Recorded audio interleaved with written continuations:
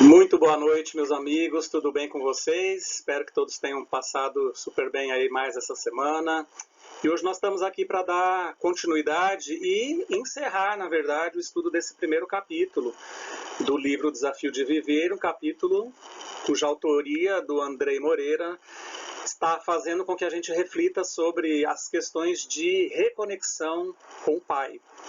O momento e o processo da reconexão. Então a gente já entendeu, através do estudo da parábola do filho pródigo, que é uma parábola, como a gente já viu vários detalhes aqui, super interessante, e que nos mostra exatamente esse processo da desconexão e o caminho de volta, de como nos reconectarmos com o Pai.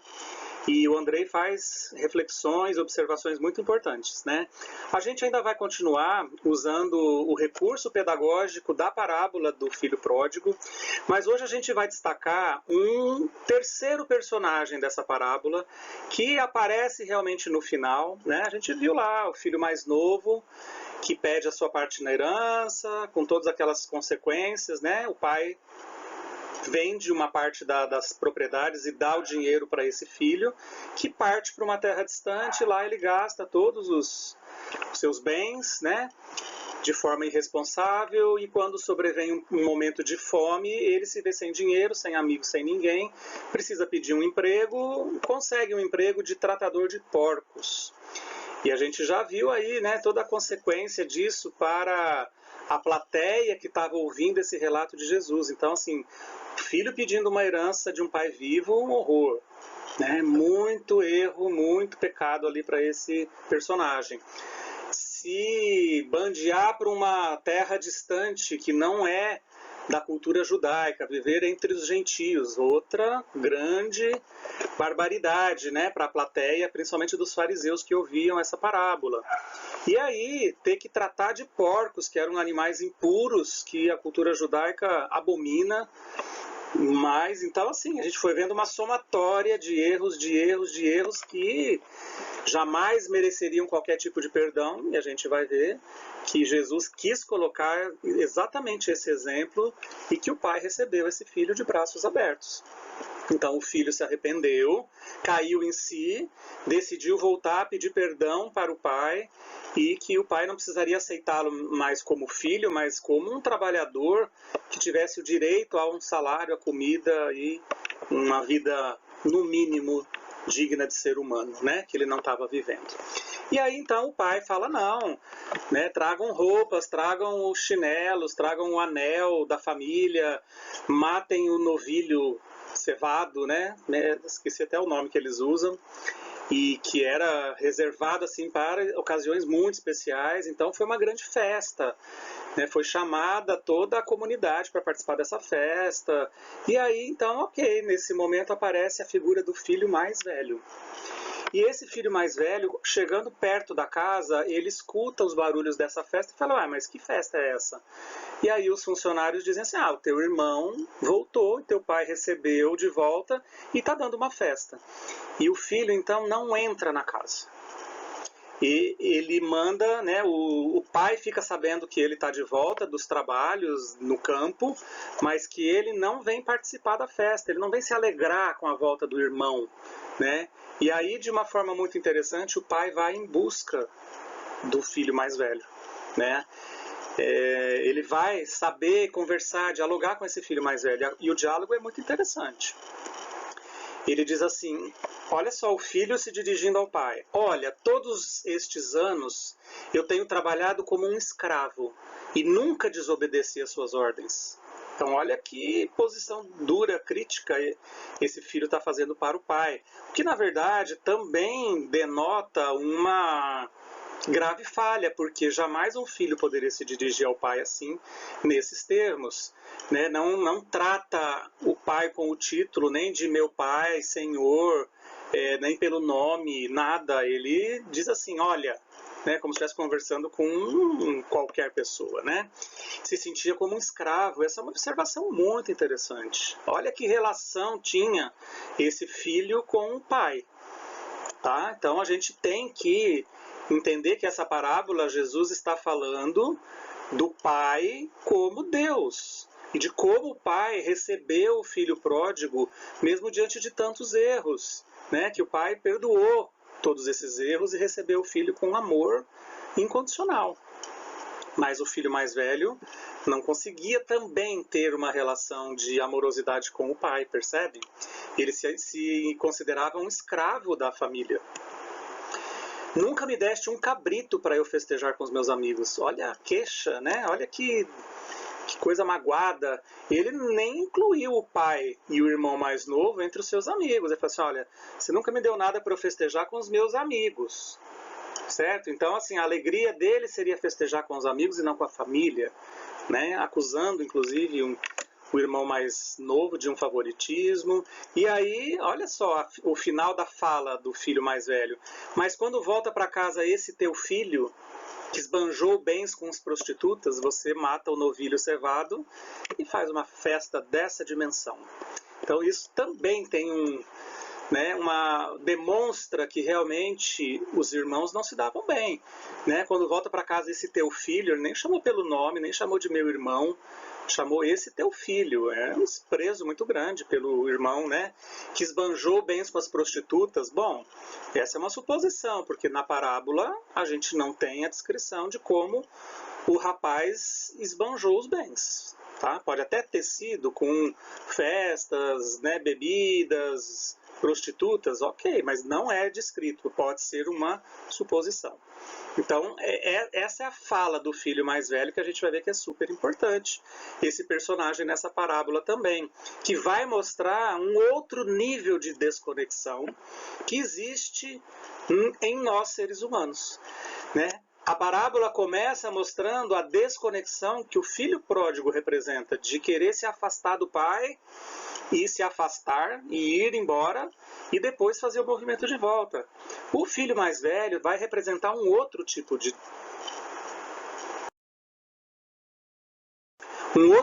desconexão, né? Ele acreditava, por exemplo, de que o amor que o pai poderia sentir por ele como filho era um amor condicionado. Por quê? Porque ele diz assim, olha, eu sempre obedeci às suas ordens. Eu fiquei aqui em casa enquanto esse teu filho foi embora, né? Eu vivo aqui como um escravo, né? Eu trabalho de sol a sol, estou chegando agora do trabalho. Então, esse filho acreditava assim que o pai iria amá-lo pela obediência que ele tinha aos mandamentos, às ordens da família. Então, assim, se eu obedeço o que meu pai manda, eu serei amado por ele. Percebe que não se cria o vínculo, né? Não tem uma relação. É assim, se eu fizer isso, meu pai vai me amar. É um amor condicionado, tem uma condição. Se eu desobedecer, esse pai, ele não vai me amar mais. Então, esse filho, ele acreditava nisso. Ele não vivia um amor verdadeiro pelo pai, nem pela família, nem pelo irmão. Ele achava que era simplesmente obedecer regras, que eram as regras da família, ok, que o pai estabelecia, mas que simplesmente obedecer às regras seria uma garantia de que o pai iria amá-lo. E a gente vê que Deus, né, que Deus que é o pai maior, que está representado nessa parábola pelo pai dos dois filhos, Deus não impõe condições para amar ninguém. A gente já viu isso, né? O amor de Deus é incondicional. Incondicional. Mas era assim que o filho mais velho se sentia. Então, muitos autores, e eu acho que até Jesus intencionalmente incluiu esse personagem nessa história para representar aquela figura dos falsos religiosos. Vejam que muitos fariseus estavam na plateia, ouvindo o relato de Jesus dessa parábola. Então, para eles, foi assim muito chocante, sabe, a continuidade dessa narrativa. Eles se viram representados pelo filho mais velho nessa parábola. Porque os fariseus tinham exatamente esse comportamento. Os fariseus acreditavam assim, olha, existe a lei de Moisés. Existe a lei que fala o que Deus quer que a gente faça e o que Deus não quer que a gente faça. E se a gente fizer, ele vai nos castigar e não nos amar. Então, eles obedeciam rigorosamente, cegamente, os preceitos da lei de Moisés, na esperança ou na ilusão, até mesmo, eu diria, de que então eles estariam fazendo a coisa certa e que isso seria uma garantia de que eles gozariam de, né, uma boa reputação aqui, porque todo mundo iria reconhecer que eles eram obedientes à lei e que então eles estariam garantindo um futuro espiritual também depois dessa existência. Então, simplesmente observar rituais e normas, meus amigos, não é garantia de nada. Deus não nos ama mais ou menos porque a gente obedece ou não obedece determinados preceitos religiosos, tá? Existia muito orgulho, né, por parte do irmão mais velho, achar que, então, se ele era obediente às determinações do pai, ele era melhor do que o irmão mais novo, tá? E assim era o comportamento dos fariseus, né? Então, cadê o sentimento? Cadê o amor verdadeiro que existia entre pai e filho? Não existia isso. Né? O filho mais velho não tinha mesmo amor com o pai, ele era desconectado desse pai. Né? E assim somos nós, representados por esse personagem do filho mais velho na parábola, toda vez que a gente acredita, sabe, que se a gente cumprir determinadas normas religiosas, a gente vai ser protegido por Deus, que Deus vai então, né, fazer aquilo que a gente gostaria que ele fizesse. Sabe? A gente barganha com Deus, né? Então, se eu vou todo domingo, toda quarta, todo dia, tal, no centro, e eu vou lá e trabalho e, né, faço alguma ajuda ali no centro, então Deus vai me proteger, então Deus vai me abençoar, então Deus vai me favorecer na vida. Isso é um tipo de barganha, né?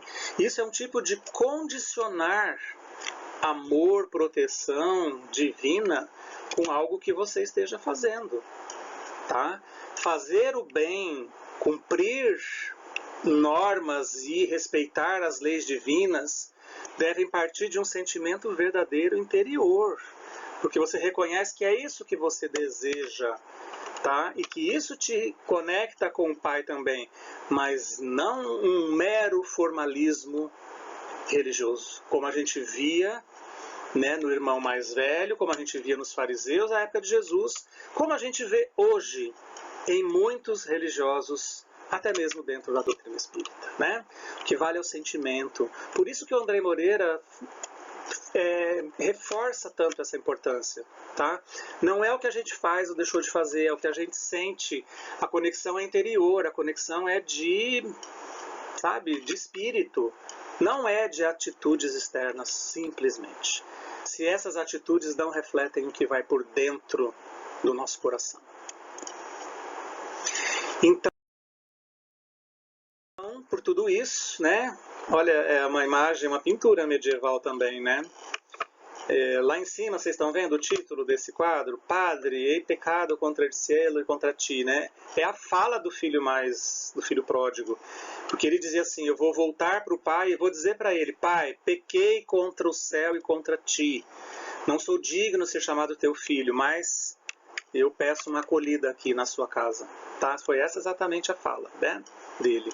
Então Jesus, na sua grande sabedoria e na sua grande sagacidade quando contava as parábolas, ele leva realmente a audiência a se identificar com o filho mais velho. Tá? Então, muitas vezes, os que acompanhavam Jesus, e muitos fariseus acompanhavam Jesus na tentativa de encontrar aquele ponto fraco em que eles poderiam denunciá-lo ou acusá-lo de uma desobediência à lei de Moisés, para que então fosse preso e parasse de fazer as suas pregações, essa plateia com certeza se viu ligada ao personagem do filho mais velho. E Jesus mostrou para eles assim, olha, tá vendo? Esse aqui é vocês. É assim que vocês fazem. Vocês são igual a esse filho mais velho desse pai. Muito interessante, né? Então tá ali, olha, em vários momentos do Evangelho, Jesus questionou e criticou esse posicionamento dos fariseus, né? Chamando-os de hipócritas, túmulos caiados por fora, lindos por fora, mas cheios de podridão por dentro. Jesus foi muito duro com os fariseus, e os fariseus odiavam Jesus. Os fariseus queriam realmente prender e matar Jesus. Esse foi o plano deles o tempo todo. Tá? O tempo todo.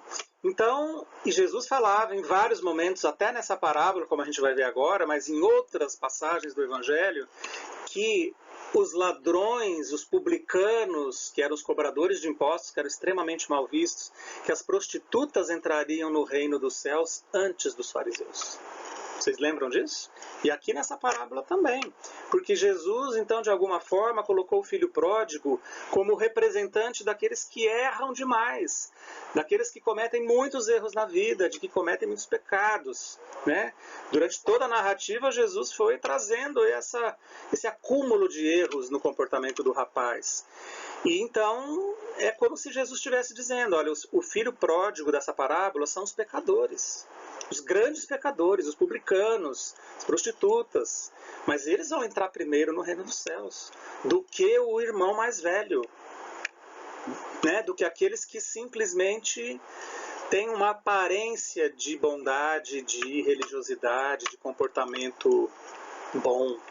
Tá? Foi uma crítica muito severa de Jesus a eles.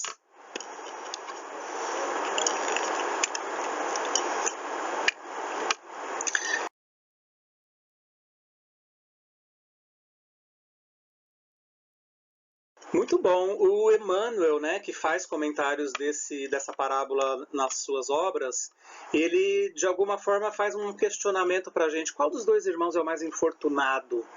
O filho pródigo que, né, esbanjou todos os bens, que ficou naquela penúria, que voltou sem nada, cheirando porcos para os braços do pai, uma miséria total, ou o irmão mais velho, com toda a sua mágoa, com todo o seu ressentimento do pai, do outro irmão, que nem quis participar da festa. O Emmanuel diz assim, olha, muito provavelmente o mais infeliz era o irmão mais velho. Porque o mais novo, segundo ele, já possuía a bênção do remorso ao seu favor.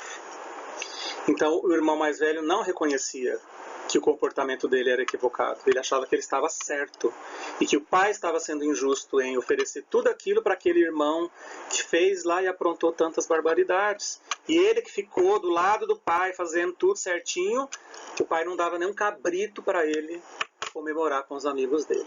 Super rancoroso, super ressentido e super desconectado, não é verdade? Do pai, da família, de si mesmo, do amor.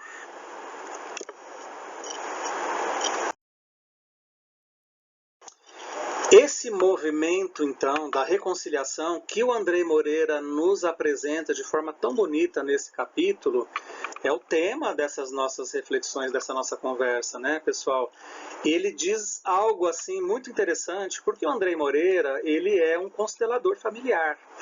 Constelação familiar é uma ferramenta, é uma técnica de se trabalhar, né, várias questões, dificuldades, traumas e entraves na vida do ser humano, observando então as leis que regem as relações familiares, especialmente com as figuras paterna e materna.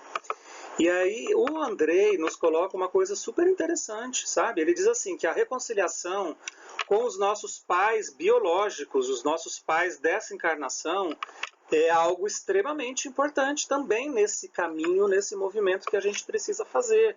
Porque os nossos pais biológicos, eles representam Deus. A cada experiência que a gente vem na matéria, não é? Porque a gente tem pais diferentes em cada encarnação, vocês concordam? Né? Tá aí um jeito da providência divina nos colocar, né, diante de figuras tão importantes para uma valorização, um reconhecimento, uma gratidão e um reajuste. Então, se a gente tem dificuldades de convivência, de harmonização com os nossos pais biológicos, se a gente não consegue se reconciliar com esses pais biológicos, a gente não vai se reconciliar plenamente com Deus também. Porque os nossos pais biológicos, eles representam Deus. Deus não é o pai que nos dá a vida. Pois é, os nossos pais biológicos nos deram a vida material aqui. Nós só reencarnamos por conta deles, pela doação deles, pela escolha deles. Tudo bem que muitos fatores podem interferir e está em jogo daí para frente, não importa. Ah, mas os meus pais nunca me apoiaram, meus pais sempre me criticaram, ah, meus pais me abandonaram. Enfim, pode ter acontecido tudo que de ruim a gente possa imaginar. Mas nós temos que ter uma gratidão imensa e eterna para eles, porque eles nos permitiram e nos propiciaram a oportunidade da encarnação. Isso é o mais importante.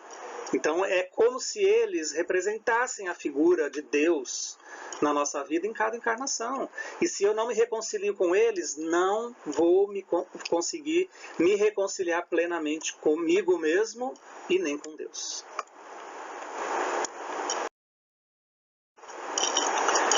Curiosamente, dê uma olhadinha nessa imagem, né? Pode ser que a gente não consiga perceber com clareza essa cena num primeiro momento, mas ela é interessante. É como se assim, olha, eu estivesse recebendo, eu sou o menininho aqui, sentado na cadeira. Eu estou recebendo uma agressão do meu pai, né, que está representado nessa imagem.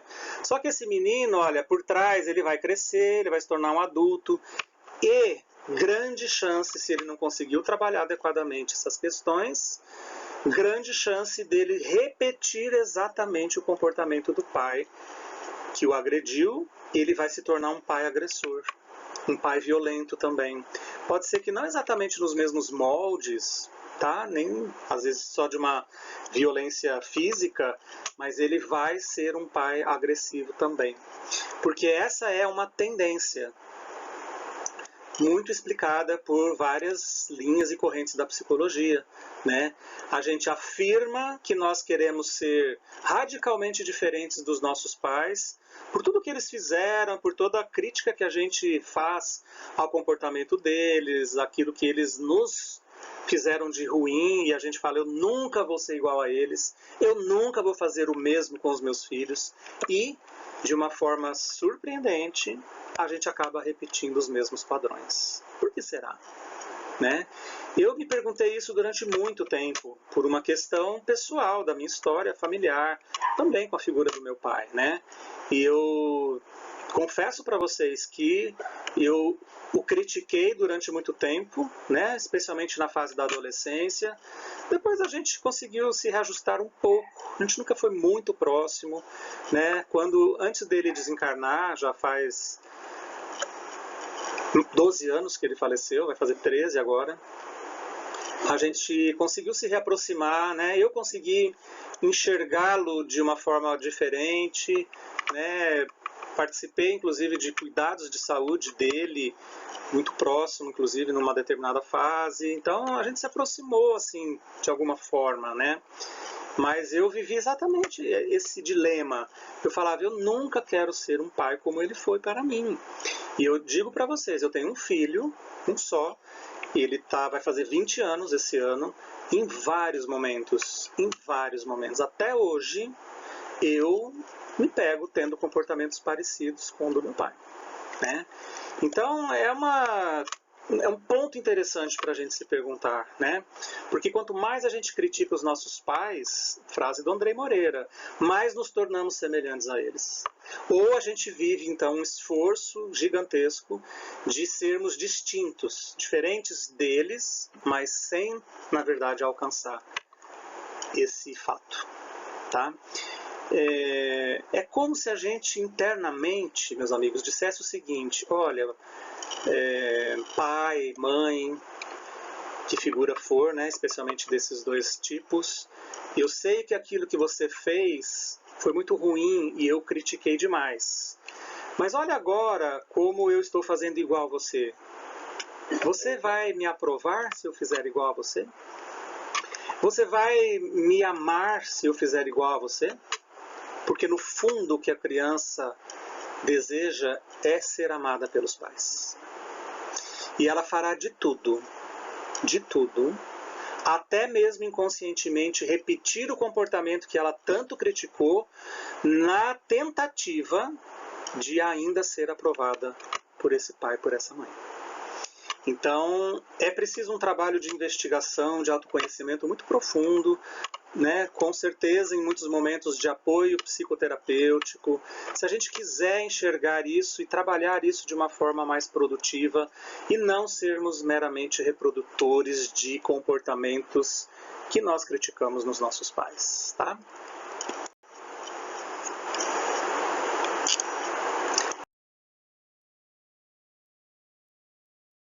Temas profundos, né, meus amigos? Muito profundos. Eu gostei muito dessa frase do Andrei também, nesse capítulo. Ele diz assim, olha, falando sobre pais e filhos ainda, e sobre a conexão e desconexão que a gente tem com eles e com Deus, já que eles representam Deus, nesse aspecto de geração da vida na nossa existência, o destino do fruto da árvore não é ser maior do que a árvore de onde se origina, e sim se enraizar no mesmo chão da fonte, na mesma fonte, tá? Então, olha que interessante, né? Os filhos não têm que lutar para ser superior aos pais, melhores que os pais, provar que são melhores que os pais, tá? Porque existe uma hierarquia de ordem dentro dessas questões familiares, né? O que a constelação familiar estuda muito bem. Então, não adianta a gente querer se vangloriar de ser melhor, de ter sido melhor, de ter sido superior ao que os pais conquistaram ou deixaram de conquistar, né? Mas a gente precisa se manter conectado no mesmo chão. Ninguém precisa ser melhor que ninguém. Mas se a gente não conseguir se conectar com eles, porque eles são a nossa fonte de vida material nessa existência. Deus é a fonte suprema de todas as criações e gerações, não é? Mas não façamos esse equívoco de desejar ser melhor, maiores, mais perfeitos, superiores aos nossos pais por toda a crítica que possamos ter feito a eles. Não é assim que funciona. Não é assim que a gente vai refazer o que pode ter não sido muito bom na nossa história anterior lá na infância, tá? Então, veja bem, né? Aquilo que eu já citei e o Andrei repete, olha, quando seus pais ofertaram a vida para você, quando eles se propuseram a ser seus pais, quando houve a fecundação biológica que gerou seu novo corpo, com a contribuição do espermatozoide do pai com o óvulo da mãe, isso é uma dádiva que eles te deram, que eles nos deram a todos nós. E é uma dádiva que a gente precisa para sempre ser grato, sabe? Para sempre. E eu digo de novo, independente do que rolou para frente de ruim nos seus relacionamentos, tá? Mas existe esse marco, sabe, dessa doação de vida que eles fizeram em cada célula do nosso corpo, né? Cada célula do nosso corpo tem a metade do pai e metade da mãe. A gente não tem como negar isso. Nós somos o fruto, esse corpo é o fruto do que os nossos pais geraram através dos corpos deles. E eles nos deram essa oportunidade de ter esse corpo material aqui. Então, em cada célula do nosso corpo, vibra um casamento perfeito de pai e de mãe. E a gente precisa agradecer, humildemente agradecer, do fundo do coração, sermos gratos ao nosso pai e nossa mãe material. Independente se você conheceu ou não conheceu, se foi violento ou não foi violento, se abandonou ou não abandonou, o restante tem que ser trabalhado. Mas esse fato marcante inicial da sua encarnação nessa etapa, você tem que ser grato. E isso vai facilitar você a se reconectar com eles, com você e com a herança material, biológica que você recebeu deles e com Deus. Senão, a reconexão não acontece. E finalmente, né, a gente vai encerrar essas reflexões todas ali que esse capítulo maravilhosamente nos proporcionou, que mostra exatamente, olha que linda essa imagem, né, uma árvore robusta, uma árvore frondosa, uma árvore super, né, gigante, com seus galhos e com sua estrutura, com a sua copa. Mas querer conectar-se profundamente a Deus, sem curvar-se perante os pais? Assemelhar-se-ia à árvore que deseja fazer fotossíntese somente com a luz do sol, que vem do alto, sem beber da seiva que vem do solo. Então, meus amigos, essa é uma mensagem bem importante, tá? Quando o assunto e o tema é reconexão. Se a gente quer se reconectar com Deus, a gente precisa, obviamente, elevar o nosso pensamento, o nosso sentimento, para não sermos como o filho mais velho e para não sermos rebeldes como o filho mais novo, filho pródigo, mas a gente não pode perder as nossas raízes. A gente não pode, perder o chão firme da nossa existência material, que são os nossos pais. Então, que a gente possa rever muitos conceitos que a gente tenha vivido, ou que fazem parte de pontos de vista que podem ser modificados, né? Se a gente assim tiver mais consciência deles, de que a reconexão com o Pai, com o Divino, está ao alcance de cada um de nós. A gente precisa apenas desejar isso e saber as etapas importantes de buscar essa reconexão, tá?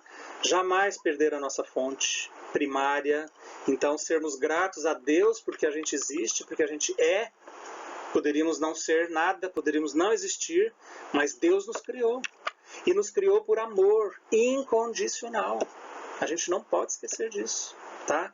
Os nossos pais nos criaram num momento de amor. Do jeito que pode ter sido, mas foi o fruto de uma união do pai e da mãe. E a gente também tem que ser grato e também estabelecer de alguma forma produtiva essa conexão. Senão a gente não vai conseguir fazer movimentos superiores e acima. Ok? Meus queridos, eu tenho certeza que a gente tem muito material para refletir nesse capítulo, né, que trouxe um texto tão bonito, tão belo, né? Eu acho que o Andrei Moreira está realmente de parabéns por nos ter escrito um texto tão bonito e recordar a parábola do filho pródigo. Que bacana, né? Como Jesus é sábio e foi sábio de nos apresentar essas histórias com essa profundidade, tá? Com uma profundidade que está valendo aí, atualíssima 2000 anos depois. Quanto a gente não pode aprender com a reflexão e um estudo mais aprofundado sobre as parábolas. Então, ficamos por aqui. Agradeço muito a atenção de vocês nessas nossas 3 aulas e espero que a gente possa ter desenvolvido aí uma reflexão mais profunda para as nossas vidas. Tá bom? Gratidão, um beijo, fiquem com Deus. Qualquer dúvida, comentário, vamos aproveitar quando a aula fica liberada aí no nosso grupo de WhatsApp. É momento, tá? A gente fica feliz de receber os agradecimentos, né? Da aula. É bacana, claro que os monitores gostam de ler esse apoio dos alunos, né? Mas o grupo pode ser também um momento de tirar uma dúvida, de fazer uma colocação, a respeito do tema. A gente pode conversar ali. O grupo fica aberto aí 1, 2 dias, A gente pode, se tiverem dúvidas e comentários, a gente pode comentar ali através do grupo, desde que sejam pertinentes ao assunto que a gente estudou juntos nas aulas. Combinado? Um beijo, pessoal. Fiquem com Deus. Nos vemos aí pela frente.